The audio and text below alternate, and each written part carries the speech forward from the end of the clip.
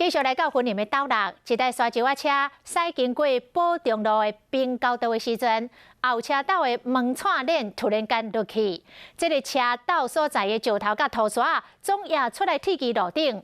驾驶一开始并无发现，向前驶600公尺远，一直到后壁车的驾驶甲提醒，伊才来停车。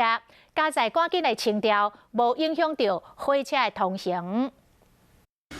沙石车哪驶哪落土石，驾驶拢无发现，继续为头前驶600公尺，直到后壁车的驾驶甲提醒，伊才发现害啊！因为土石毋若压伫咧路的，经过滨高道时阵，就开始伫咧落啊。 工程人员无因泉水，摕扫帚伫咧扫土石，因为受危险啊，轿车都摆交过，恐惊发生意外。落伫咧滨高道顶，对火车驶过，嘛可能会造成影响。我洗很久，车子还是？对，我洗2次了。干掉的哈，全部都是红灰刷，没办法。沙石车落土石，毋但对交通受到影响，附近的民众嘛袂甲无力，讲因的车拢变垃圾。警方依这个《道路交通管理处罚条例》第30条第1项第2款予以告发并责令业者立即来改善。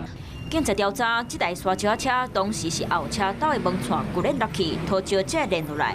以道路交通管理处罚条例，载货物件若是落落来，会当甲伊罚3000到9000。环保局嘛讲，会当对沙石车的工程公司以废弃物清理法罚清理到6000块以下罚金。